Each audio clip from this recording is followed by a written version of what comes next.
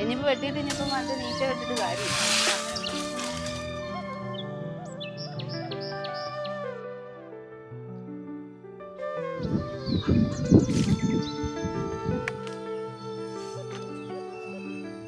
ചേച്ചിയെ എങ്ങോട്ട് പോവാ? തേങ്ങയാണോടാ?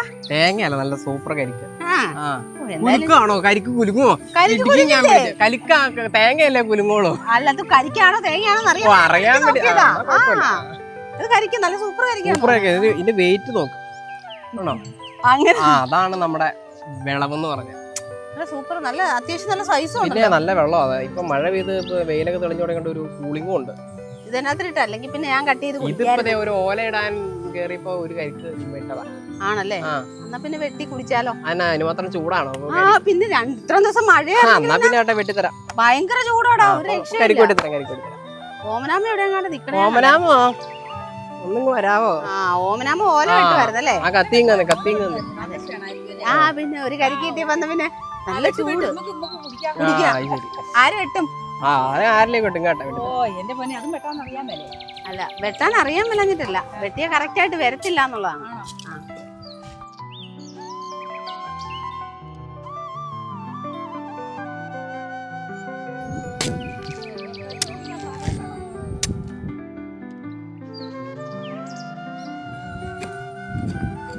നിറയെ വെള്ളാടാ. വെള്ളം നിറയാ. കണ്ടത് കളഞ്ഞു. സാധനല്ലേ ഇനി ഇരിക്കണേ. വെള്ളം തുളുമ്പി.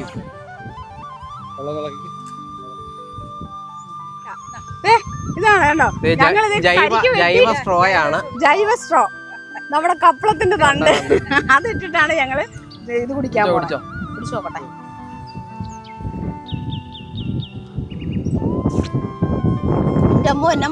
നല്ല തണുപ്പ്. ഇങ്ങനെ ഇറങ്ങി പോകുമ്പോണ്ടല്ലോ ശരീരമൊക്കെ ഇങ്ങനെ തണുത്ത് കുളിർത്തങ്ങ് പോവുക.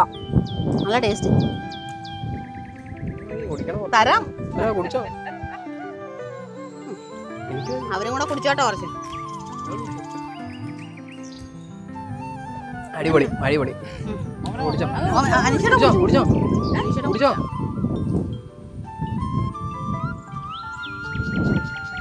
അടിപൊളി വരല്ലേ? നല്ല തണുപ്പല്ലേ? നമ്മള് ഫ്രിഡ്ജിൽ നിന്നൊക്കെ എടുത്തല്ലേ അതുപോലെ ഇരിക്കും. നല്ല കൂളിങ്.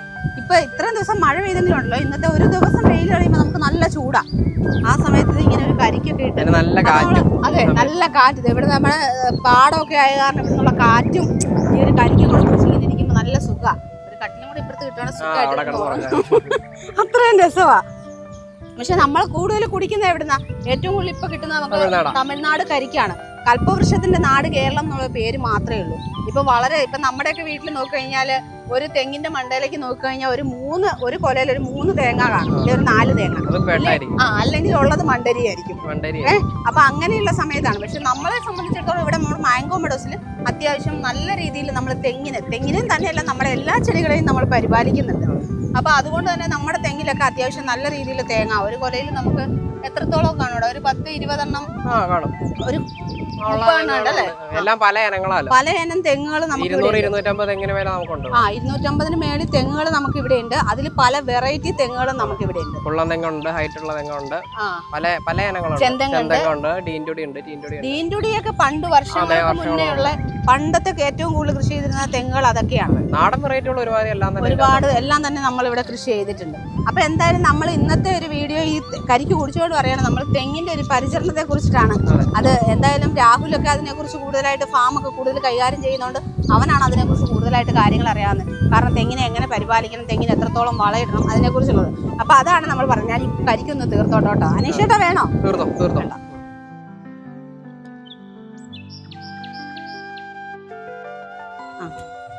രാഹുൽ ഫാം കണ്ടാ, ഓമനാമ അത് കട്ടും ചെയ്ത് ഇതിന്റെ ആ വെള്ളം കുടിച്ചിട്ട് തന്നെയുണ്ടല്ലോ ഓമനാമേ വയറ് നിറഞ്ഞ് നല്ല മധുരവും.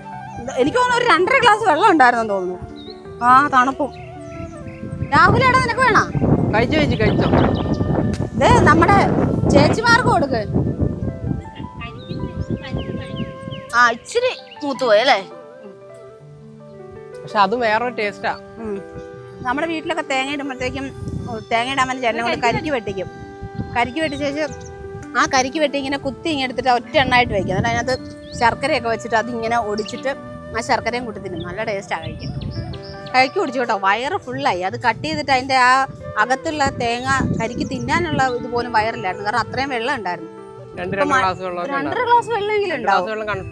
കാരണം നമുക്ക് ഈ ഒരു ചൂട് സമയത്താണെങ്കിൽ നല്ല ക്ഷീണം മാറും, കാരണം വയറിനൊക്കെ ശരീരത്തിനൊക്കെ നല്ലൊരു കുളിർമയാണ്, നല്ല മഴയും കൂടെ പെയ്തുകൊണ്ട് നല്ല തണുപ്പുമാണ്.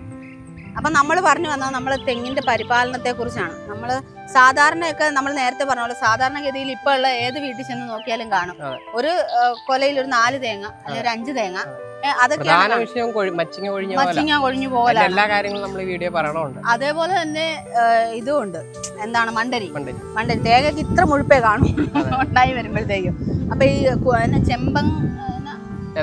ചെല്ലിക്കുത്തുണ്ട്, ചെല്ലിക്കുത്ത്, കൊമ്പൻ ചെല്ലി, അതൊക്കെ കുത്തുന്നത്, അങ്ങനെയുള്ള കാര്യങ്ങളൊക്കെ ഒരുപാട് പ്രശ്നങ്ങൾ നമ്മള് തെങ്ങിനുണ്ടാവുന്നുണ്ട്. പക്ഷെ നമ്മുടെ ഇവിടെ അങ്ങനെയുള്ള പ്രശ്നങ്ങൾ വളരെ കുറവാണ് അല്ലേ.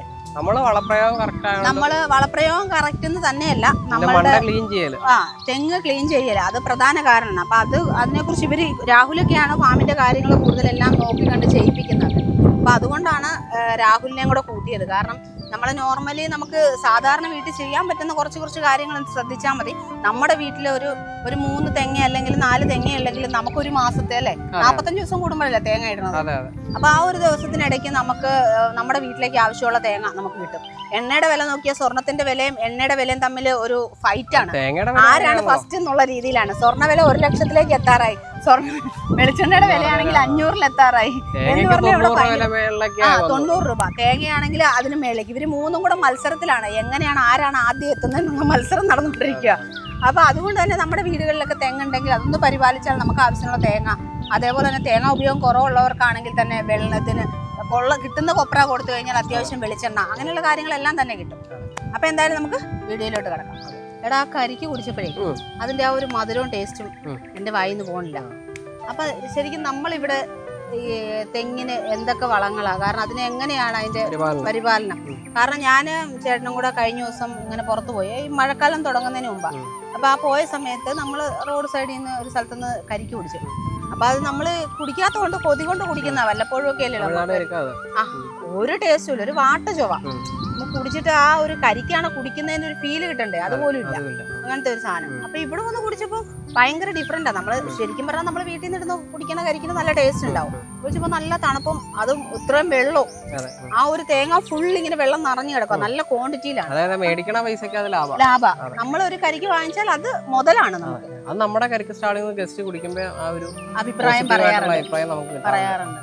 അത് ശരിയാ, ഇവിടെ ഇട്ടുകൊണ്ട് പോണേ ഞാൻ കാണാം. നമുക്ക് തിരക്ക് സമയത്ത് നമ്മുടെ സ്റ്റാളിൽ നമ്മുടെ കരിക്ക് തന്നെയാണ് നമ്മൾ സെയിൽ ചെയ്യുന്നത്. നമ്മുടെ രീതി എന്ന് വെച്ച് കഴിഞ്ഞാൽ ഇപ്പൊ തമിഴ്നാട്ടിൽ നിന്ന് തന്നെ കരിക്കാണെങ്കിൽ അത് 3-4 ദിവസം കഴിഞ്ഞായിരിക്കും കേരളത്തിൽ വരുന്നത്. അത് ചിലപ്പോ 2 ദിവസം കഴിഞ്ഞായിരിക്കും സെയിലിന് പോണേ. നമ്മുടെ എന്ന് പറഞ്ഞു കഴിഞ്ഞാൽ അന്ന് രാവിലെ കട്ട് ചെയ്യുന്ന കരിക്കായിട്ട് അത് വൈകുന്നേരം കൊണ്ട് വിറ്റ് തീരും. ചില തികയാറില്ല, അതാണ് സത്യം. അതായത് ഇത്രയും ഗസ്റ്റ് വരുന്ന സ്ഥലത്ത് 200-250 തെങ്ങിന്നുള്ള കരിക്ക് റൊട്ടേറ്റ് 1000-600-700-1000 ആൾക്കാർ വരുന്ന സമയത്ത് 250 കരിക്കെന്ന് പറഞ്ഞാൽ ഒന്നുമല്ല. അപ്പൊ അത് വിറ്റ് തീരും. ഒരു ദിവസം 100 താഴെ കരിക്കൊക്കെ നമുക്ക് ഇടാൻ പറ്റത്തുള്ളൂ. കാരണം ഈ തേങ്ങ ഇറങ്ങാൻ ചുമ്മാ കയറി വെട്ടിയിട്ടാൽ പോരാ. കാരണം ഇത് നമ്മളൊരു തെങ്ങ കയറുവാണെങ്കിൽ കൃത്യമായിട്ട് അതിന്റെ കൊതുമ്പ് അല്ലെങ്കിൽ ഉണങ്ങിയ സാധനങ്ങളെല്ലാം നമ്മൾ ക്ലീൻ ചെയ്യും. എന്നിട്ട് കൊല കയറിന് കെട്ടി ഇറക്കുള്ളൂ, ഒട്ടും ഡാമേജ് ആവാതെ. അല്ല കരിക്ക് ചതഞ്ഞു കഴിഞ്ഞാൽ അത് ടേസ്റ്റ് കിട്ടത്തില്ല. അതാണ് ഈ ഫ്രഷ്നസ് കീപ്പ് ചെയ്യാൻ നമുക്ക് പറ്റുന്നത്.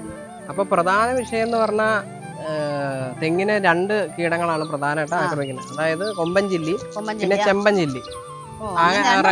അതായത് റൈനോസറസ് ബീറ്റില് അതൊന്ന്, അതാണ് കറുത്ത കളറ്. പിന്നെ റെഡ് പാം വീവിൾ, അതാണ് ചെമ്പൻ ചില്ലി. അതായത് ഈ റൈനോസറസ് ബീറ്റിൽ അല്ലെങ്കിൽ ചെമ്പൻ ചില്ലി, അതായത് കൊമ്പൻ ചില്ലി ആക്രമിച്ച ആ ഒരു ഇത് അല്ലെങ്കിൽ ആ ഒരു ഇതിലായിരിക്കും രണ്ടാമത് ഇതും ആക്രമിക്കുന്നത്. മറ്റതും ആക്രമിക്കണം. അപ്പൊ പരിപൂർണമായിട്ട് ആ തെങ്ങ് നശിച്ചു പോകും. അതായത് ഇതിന്റെ കൂമ്പിലെ ഒരു മധുരമുള്ള ഒരു സബ്സ്റ്റൻസ് ഉണ്ട്, അത് കഴിക്കാൻ വേണ്ടിയാണ് ഇത് പ്രധാനമായിട്ട് അറ്റാക്ക് ചെയ്യാണ്. അപ്പൊ അത് കുറയ്ക്കാനായിട്ട് നമ്മൾ ഈ പറഞ്ഞ പോലെ മണലും വേപ്പിൻ മിക്സ് ചെയ്ത് ഇതിടും, അതായത് മേളിലിടും. അപ്പൊ കയ്പാകുമ്പോൾ കഴിക്കാൻ പറ്റത്തില്ല. പിന്നെ ഒരു ഉടക്കുവലയുണ്ട്, മീൻ പിടിക്കാൻ ഉടക്കുവല ഇട്ട് കഴിഞ്ഞാൽ ആക്രമിക്കില്ല. പിന്നെ പ്രധാനമായിട്ട് ഇത് മുട്ടയിടുന്ന അല്ലെങ്കിൽ കയറി ഇരിക്കുന്നത് ഈ ഉണങ്ങിയത് അല്ലെങ്കിൽ പഴകിയ കൊതുമ്പുകൾ, അതേപോലെ മടലുകൾ. അപ്പൊ അത് കൃത്യമായിട്ട് നമ്മളൊരു വീടുകളിൽ വെച്ച്, അതായത് തേങ്ങയിടാനോ കരിക്കിടാനോ കയറുമ്പോൾ ആ ഒരു പരിപാടി തന്നെ, അതായത് ഒരു 15 മുതൽ 20 മിനിറ്റ് നമുക്ക് ഒരു തെങ്ങിൽ ഒരു ലേബർ ചെലവാക്കണം. കാരണം തെങ്ങ് ഫുള്ള് ക്ലീൻ വെടിപ്പായിട്ടാണ്. തെങ്ങ് കാണുമ്പോ ഒരു ഭംഗിയുണ്ട്. അപ്പൊ നമ്മള് തെങ്ങിന് വളം ചെയ്യുമ്പോഴേ ജൈവവളം മാത്രം ചെയ്തുകൊണ്ട് പ്രയോജനം ഇല്ല. അങ്ങനെയുണ്ട് പറയുമ്പോ ജൈവ കൃഷിയൊക്കെ പ്രോത്സാഹിപ്പിക്കും. പച്ചക്കറി നമുക്ക് കുറെയൊക്കെ ജൈവത്തിൽ തന്നെ.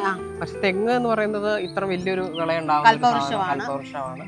അപ്പോ കുറച്ച് രാസം നമ്മൾ ഉപയോഗിക്കും. നമുക്ക് കൃത്യമായിട്ട് അതിനൊരു പോളിസി ഉണ്ട്. അതായത് വർഷത്തിൽ 2 തവണയാണ് ഇവിടുത്തെ വളപ്രയോഗം. അതായത് 6 മാസം കൂടുമ്പോഴാണ് വളപ്രയോഗം. ഒന്ന് എന്ന് പറയുന്നത് ഏപ്രിൽ ജൂൺ മാസത്തിലാണ് വളപ്രയോഗം. മറ്റേതെന്ന് പറയുന്നത് ഒക്ടോബർ സെപ്റ്റംബർ മാസം. ഈ മാസങ്ങളിലാണ് നമ്മുടെ കേരളത്തിലെ രീതി വെച്ച് തെങ്ങിന് വളമിടുന്നത്. സമയം അതാണ്. ഇതിൽ അടിസ്ഥാനപരമായിട്ടുള്ള കാര്യം എന്ന് പറയുന്നത് മണ്ണ് ടെസ്റ്റ് ചെയ്യുക. മണ്ണ് ടെസ്റ്റ് ചെയ്ത് pH-ന്റെ വാല്യൂ എടുത്ത് എത്ര pH കുറവ്, അത് pH മണ്ണിന്റെ pH ആക്കാനുള്ള രീതി. അതായത് കുമ്മായമിട്ട് 15 ദിവസം കഴിഞ്ഞ ശേഷം മാത്രമാണ് നമ്മൾ വളം ഇടുന്നത്. അതൊന്ന്. പിന്നെ മണ്ണ് ടെസ്റ്റ് ചെയ്യുമ്പോൾ കൃത്യമായിട്ട് അതിൽ ഏതൊക്കെ മൂലകങ്ങളുടെ കുറവാണോ അത് അടിസ്ഥാനത്തിലായിരിക്കണം നമ്മൾ വളം ഇടുന്നത്. അല്ലാണ്ട് കുറെ ഒരു വളം കൊണ്ട് ഒരു കാര്യമില്ല. അതായത് ചില മണ്ണുകളിലാണ് ചിലപ്പോൾ യൂറിയയുടെ, അതായത് നൈട്രജന്റെ കുറവായിരിക്കും, ചിലത് പൊട്ടാഷ്യത്തിന്റെ കുറവായിരിക്കും, ചിലപ്പോൾ ഫോസ്ഫറസ്. ഇതാണ് പ്രധാന മൂലകങ്ങൾ പറയുന്നത്. പൊതുവായിട്ട് പറയുകയാണെങ്കിൽ നമ്മുടെ രീതി എന്ന് വെച്ച് കഴിഞ്ഞാൽ നമ്മൾ വളപ്രയോഗം ചെയ്യുമ്പോൾ നമ്മൾ കൃത്യമായി അതായത് ഇതൊന്നും നോക്കാണ്ട് നോർമലി ഒരു വളപ്രയോഗം എന്ന് പറയുന്നത് 2 കിലോ ഫാക്ടം ഫോസ്.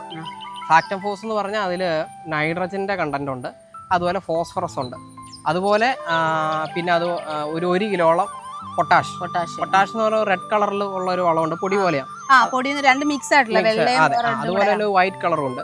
അത് ഈ കാ പിടിക്കാനും അതുപോലെ അതിന്റെ ഒരു ആരോഗ്യത്തിനാണ്. അതാണ് NPK, നൈട്രജൻ ഫോസ്ഫറസ് പൊട്ടാഷ്യം. അതുപോലെ ഈ വളങ്ങളാണ് നമ്മൾ ചെയ്യുന്നത്. ഫോസ്ഫറസും നൈട്രജനും ഫാക്ടം ഫോസിന്നുണ്ട്. പിന്നെ നമ്മൾ ഇത്രയോ മരങ്ങളുടെ ഇടയ്ക്കാണ് നമ്മുടെ തെങ്ങ് നിൽക്കുന്നത്. അതുകൊണ്ട് നമ്മൾ കുറച്ചളവിൽ ഒരു 1 കിലോ യൂറിയ ഇടും. കാരണം ഇതിന്റെ ശക്തമായ വളർച്ചയ്ക്ക്. കാരണം മറ്റുള്ള ചെടികളും കൂടി ഇതിൽ നിന്നുള്ള വളങ്ങൾ വലിക്കുന്നുണ്ട്. അതുപോലെ തന്നെ ഇതിന്റെ ഒപ്പം തന്നെ നമ്മുടെ തെങ്ങും കയറി വേണം. അതുകൊണ്ട് കുറച്ചളവ് നമ്മൾ കൂട്ടിയിടും. അതോടൊപ്പം തന്നെ ജൈവവളം, അതായത് ഒരു 15 മുതൽ 20 കിലോ ചാണകപ്പൊടി, പച്ച ചാണകം ഇട്ട് കഴിഞ്ഞാൽ ഈ കൊമ്പൻ ജില്ലകളിൽ ചാണകത്തിനാണ് മുട്ടയിടുന്നത്. അപ്പൊ അത് കുറയ്ക്കാനായിട്ട് ഉണക്ക ചാണകം ഇടും. പിന്നെ അതുപോലെ തന്നെ ഈ പ്രധാന വിഷയമാണ് മച്ചിങ്ങ കൊഴിഞ്ഞു പോകുന്നത്. മച്ചിങ്ങ അത് ബോറോൺ ഡെഫിഷ്യൻസിയാണ്. അതിന് ബോറോൺ എന്ന് പറഞ്ഞ ഒരു വളമുണ്ട്. അത് 100 ഗ്രാം ഒരു തെങ്ങിനിടും. കൊലച്ച തെങ്ങിന്, അതായത് കൊഴിഞ്ഞു പോകാണ്ടിരിക്കുക. അതിന് മുന്നേ ഇട്ടാലും കുഴപ്പമൊന്നുമില്ല. ഇതിന്റെ നേരെ പകുതി 100 ഗ്രാം 50 ഗ്രാം ഇട്ടാലും. അതുപോലെ മഗ്നീഷ്യം, അത് പഞ്ചസാര പോലെ ഇരിക്കത്തുള്ളൂ. അതിടുന്നത് നമ്മുടെ തെങ്ങിലെ പച്ചപ്പ് കീപ്പ് ചെയ്യാനാണ്. നമ്മുടെ തെങ്ങ് ഏത് നോക്കിയാൽ നല്ലൊരു പച്ചപ്പായിരിക്കും. അപ്പൊ ഇങ്ങനെയാണ് ഇതിന്റെ ഒരു വളക്രമം. അപ്പൊ ഇത് 5 വർഷത്തിന് മേലെ കാച്ചു തുടങ്ങിയ തെങ്ങുകളാണ് ഈ ഒരളവ്. അല്ലാത്ത ചെറിയ തൈകളാണ് ഇതിന്റെ നേർപകുതിയാണ് നമ്മുടെ വളക്രമം. നമ്മൾ ചെറുതായിരിക്കുമ്പോ ഇതിന്റെ നേർപകുതി. ഇപ്പൊ ഞാൻ പറയാം, നേരെ അതേ 2 കിലോ ആണെങ്കിൽ 1 കിലോ കൊലയ്ക്കുന്നതിന് മുന്നേ ഉള്ളത്. നമ്മളുണ്ടല്ലോ ഇപ്പൊ ഒരുപാട് തൈകളൊക്കെ മേടിക്കാൻ കിട്ടുമല്ലോ. അപ്പൊ നമ്മള് ഒരു നഴ്സറി പോയി അല്ലെങ്കിൽ ഒരു സ്ഥലത്തുനിന്ന് തൈ വാങ്ങുമ്പോൾ അത് നമ്മൾ എന്തെല്ലാം കാര്യങ്ങളാണ് ശ്രദ്ധിക്കുന്നത്? കാരണം നമ്മൾ നല്ല തൈയാണോ, ഇപ്പൊ പെട്ടെന്ന് കായ്ക്കും, 2 വർഷം കൊണ്ട് കായ്ക്കും, 3 വർഷം കൊണ്ട് കായ്ക്കും എന്നൊക്കെ പറഞ്ഞ് നമുക്ക് ഇഷ്ടംപോലെ തൈകൾ കിട്ടും. അപ്പൊ ഞങ്ങളൊക്കെ അങ്ങനെ മേടിച്ചു വെച്ചത് അതുകൊണ്ടാ പറഞ്ഞത്. ഈ 2 വർഷം 3 വർഷം നമ്മളത് എങ്ങനെ അതിനെ കെയർ ചെയ്യുന്നോ അതുപോലെയാണ് അതിന്റെ വിളവ് കിട്ടത്തുള്ളൂ. അതായത് മാതൃവൃക്ഷത്തിൽ നിന്ന് നല്ലൊരു തേങ്ങ സെലക്ട് ചെയ്യുമ്പോൾ അതിന് കുറേ യൂണിവേഴ്സിറ്റി പരമായിട്ട് പറയുന്ന കുറേ കാര്യങ്ങളുണ്ട്.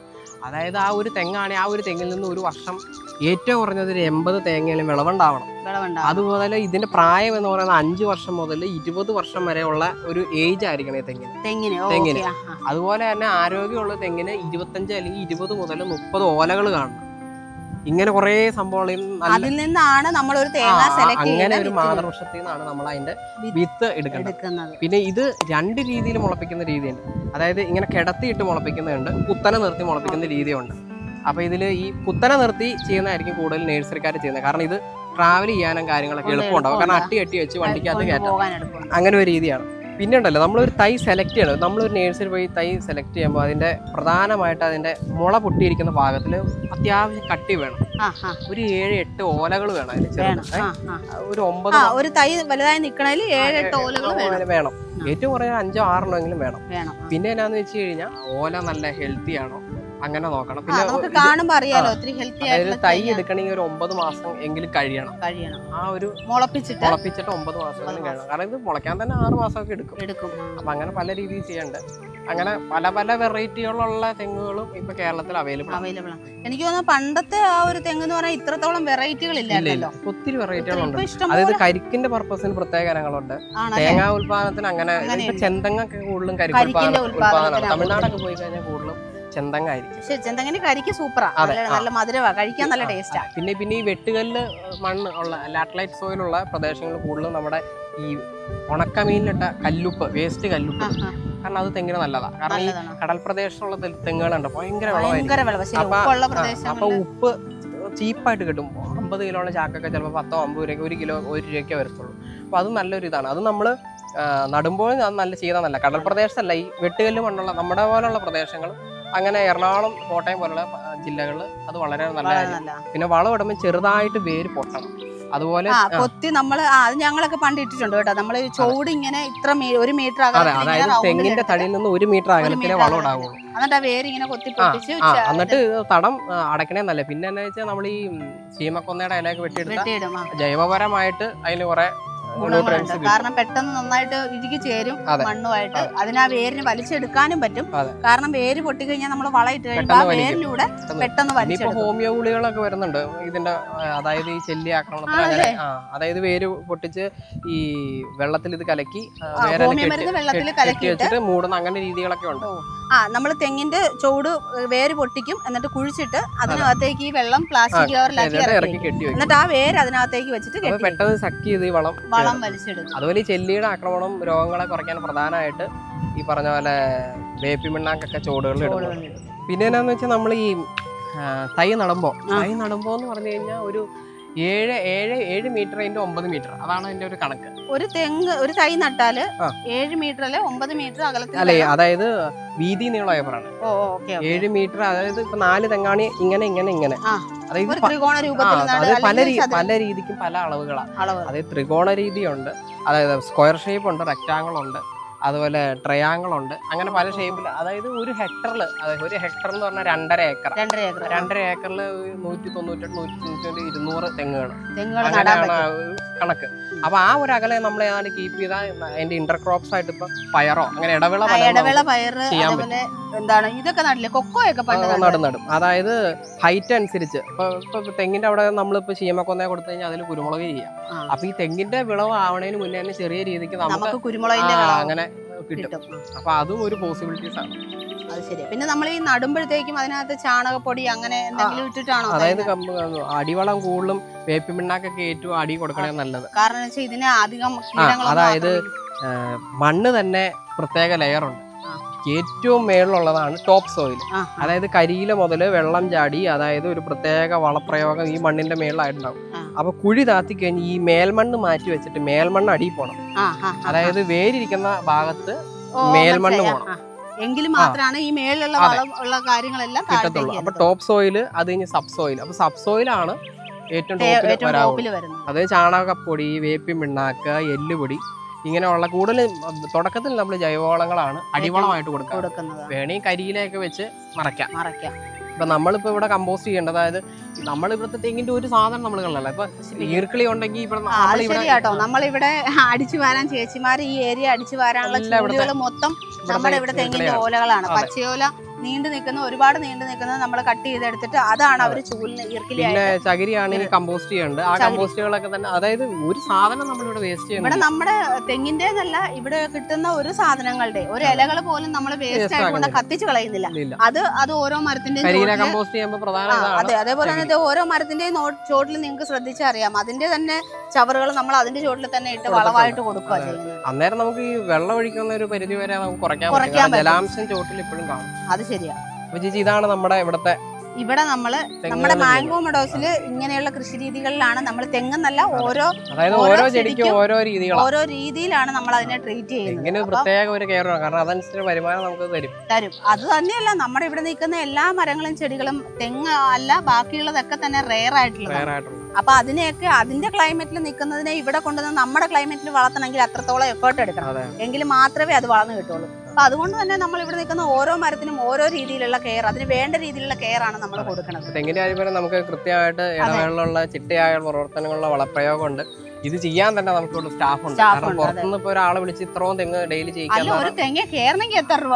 അപ്പൊ സ്ഥിരം സാലറി ഉള്ള നമുക്ക് അവിടെ ഒരു തെങ്ങ് കയറണമെങ്കിൽ 100 രൂപ. അതെ, അപ്പൊ നമുക്കൊരു സ്ഥിരം സാലറി ഉള്ള സ്റ്റാഫ് നമുക്കുണ്ട്. അത് കയറാനുള്ള ഏണിയുണ്ട്. അങ്ങനെ എല്ലാ രീതികളും ഉണ്ട്. അപ്പൊ അങ്ങനെ ഒരു ചിട്ടയായ പ്രവർത്തനങ്ങളാണ് ഇവിടുത്തെ തെങ്ങിന്റെ പരിപാലനവും. തെങ്ങിന്റെ എല്ലാ ചെടികളുടെയും പരിപാലനം നമ്മൾ നടത്തിക്കൊണ്ട് പോകുന്നത്. അങ്ങനെ നമ്മൾ തെങ്ങ് എടുത്ത് പറയാനുള്ള ഒരു കാരണം എന്ന് പറഞ്ഞാൽ നമുക്ക് ഇപ്പോഴത്തെ എണ്ണ വില, അതേപോലെ തന്നെ തേങ്ങയുടെ വില എല്ലാം വളരെ കൂടുതലാണ്. അപ്പൊ നമ്മുടെ വീട്ടിൽ നിൽക്കുന്ന ഒരു തെങ്ങിന് വലിയ കവറിൽ നടന്നാലും ചട്ടിയിൽ നടന്ന തെങ്ങുകൾ വരെ ടെറസിലൊക്കെ ചെയ്യാവുന്നത്. പക്ഷെ ആർക്കും ചെയ്യാവുന്ന, കാരണം വലിയ ഏരിയ ഒന്നും വേണ്ടല്ലോ. മണ്ട ഏരിയ ഉണ്ട്, തണ്ടെന്ന് പറഞ്ഞ ഏരിയല്ലോ. സൂക്ഷിച്ചു കഴിഞ്ഞാൽ നല്ല രീതിക്ക് അവരവരുടെ വീട്ടിലുള്ള നമുക്ക് നമ്മുടെ വീട്ടിൽ ആവശ്യത്തിനുള്ള തേങ്ങ, കാരണം നമുക്ക് ഒരിപ്പം 4 തെങ്ങുണ്ട് 5 തെങ്ങ് ഉണ്ടെന്നുണ്ടെങ്കിൽ ഒരു 10 സെന്റ് സ്ഥലമുള്ളവൻ എങ്ങനെയായാലും ഒരു 5 തെങ്ങ് വെക്കാൻ പറ്റും. 2019 കോവിഡ് ടൈമിലൊക്കെ വീട്ടിലിരുന്ന സമയത്ത് തെങ്ങ് വെച്ചു. അതിപ്പോ കാച്ചു തുടങ്ങി. അതിന് വലിയ മുടക്കൊന്നുമില്ല. പക്ഷെ അത് വീട്ടിലേക്ക് അത്യാവശ്യമാണെങ്കിലും വളം കുറച്ച് വാങ്ങിക്കുക. 4-5 തെങ്ങ് വലിയ ചെലവും വരും. വീട്ടിലും എന്നാ വേസ്റ്റോ കാര്യങ്ങളൊക്കെ. അതെ, പച്ചക്കറി വേസ്റ്റ്, ഫുഡിന്റെ വേസ്റ്റ് ഇടാൻ പറ്റില്ല. ഫിഷ് ഒക്കെ, മീൻ പുളിയുള്ള സാധനങ്ങൾ ഇച്ചിരി അകത്തി ഇടാവുന്നുള്ളൂ. മണ്ണിട്ട് ഇടുവോ അങ്ങനെ എന്തെങ്കിലും ചെയ്താൽ മതി. അപ്പൊ ഇതൊക്കെയാണ് ഇവിടെ മാംഗോ ഹൗസിലെ നമ്മുടെ തെങ്ങിന്റെ പരിപാലനം. അതെ, ഇവര് സ്ഥിരമായിട്ട് ചെയ്യുന്ന കാര്യങ്ങളാണ്. അപ്പൊ അതിലൂടെയാണ് നമുക്ക് അത്യാവശ്യം തെങ്ങിന് വിളവും കാര്യങ്ങളും ഒക്കെ കിട്ടുന്നത്. അപ്പൊ നമ്മൾ പൊതുവെ പുറത്തോട്ട് ഇറങ്ങി കഴിഞ്ഞാൽ കാണുന്ന കാര്യങ്ങൾ എന്ന് പറഞ്ഞാൽ തെങ്ങിന്റെ മണ്ടയിലേക്ക് നോക്കി ഒന്നും ഉണ്ടാവില്ല. അപ്പൊ അതുകൊണ്ടാണ് നമ്മുടെ വീട്ടിൽ ഒരു തെങ്ങേ ഉള്ളൂ, അല്ലെ 2 തെങ്ങേ ഉള്ളെങ്കിലും അത് ആ ചെറിയ രീതിയിൽ നമുക്ക് പരിപാലിച്ചു കഴിഞ്ഞാൽ നമുക്ക് ആവശ്യത്തിനുള്ള തേങ്ങ, അതേപോലെ തന്നെ നമുക്ക് ആവശ്യത്തിന് ഒരു കരിക്കിട്ട് കുടിക്കാൻ തോന്നിയാൽ പുറത്ത് പോയി വാങ്ങി കുടിക്കണ്ട. ഇങ്ങനെയുള്ള കാര്യങ്ങളൊക്കെ നമുക്ക് ചെയ്യാൻ പറ്റും. അപ്പൊ അതുകൊണ്ടാണ് നമ്മൾ തെങ്ങിനെ കുറിച്ചിട്ട് ഇങ്ങനെ ഒരു വീഡിയോ ചെയ്യാനുള്ള കാര്യം എന്ന് വെച്ച് കഴിഞ്ഞാൽ, അതായത് മണ്ണില് ഏതൊക്കെ ന്യൂട്രിയൻസ് അളവ് കുറവാണ് അതനുസരിച്ചാണ് നമ്മൾ വളപ്രയോഗം ചെയ്യേണ്ടത്. അതെ, അപ്പോൾ അവിടുത്തെ കൃഷി ഓഫീസറോട് ആലോചിച്ച് കൃത്യമായിട്ട് ഇതിനെപ്പറ്റി അറിവുള്ളവരോട് ചോദിച്ചാൽ അതനുസരിച്ചിട്ട് നമ്മൾ ചെയ്യുക. അതിപ്പോ നമ്മൾ സമയം ഇല്ല എന്നുള്ളത് പറയേണ്ട കാര്യം, നമ്മൾ ജോലിക്കാരാണ് എല്ലാവരും, അവർക്ക് എല്ലാവർക്കും അത്യാവശ്യം എങ്കിലും ഇരിക്കുന്ന സമയങ്ങളിൽ ഇങ്ങനെയുള്ള ചെറിയ ചെറിയ സമയങ്ങൾ ഒരു ഞായറാഴ്ച ദിവസമൊക്കെ കിട്ടിക്കഴിഞ്ഞാൽ അതൊക്കെ ശ്രദ്ധിച്ച് ഇത് തന്നെയാണ് ഒരു വകുപ്പാണ് കേര വികസന വകുപ്പ്. കോക്കനട്ടിൽ നിന്ന് തേങ്ങയിൽ നിന്ന് പ്രോഡക്റ്റുകൾ ഉണ്ടാക്കുന്ന ഒരുപാട് സബ്സിഡീസ് ഒക്കെ ഇപ്പൊ ഗവൺമെന്റ് കൊടുക്കുന്നുണ്ട്, ബോർഡ് കൊടുക്കുന്നുണ്ട്. അപ്പൊ അങ്ങനെയുള്ള ഒരുപാട് ബിസിനസ് പരമായിട്ടും അല്ലെങ്കിൽ നമ്മുടെ വീട്ടിലുപയോഗത്തിനാണ് എല്ലാ കാര്യങ്ങൾക്കും നമുക്ക് പ്രയോജനപ്പെടുത്താവുന്ന ഒന്നാണ് നമ്മുടെ തെങ്ങെന്ന് പറയുന്നത്. കാരണം തെങ്ങ് ഒരിക്കലും ചതിക്കില്ല എന്ന് പണ്ടുള്ളവർ പറയും. അതെ, കേരളത്തിന്റെ സ്വന്തം കൽപ്പവൃക്ഷം. ഇപ്പൊ തമിഴ്നാട്ടിലാണ് കൂടുതലെങ്കിലും നമ്മൾ ഉള്ള തെങ്ങുകളെ നശിപ്പിക്കാതെ പ്രൊട്ടക്ട് ചെയ്യുക. കേരള നാടെന്നാണ്. അതെ, അപ്പൊ എന്തായാലും നമ്മൾ ഈ വീഡിയോ ഇവിടെ വൈൻഡപ്പ് ചെയ്യണം. അടുത്തൊരു വീഡിയോയുമായിട്ട് ഞങ്ങൾ വീണ്ടും വരുന്നതായിരിക്കും.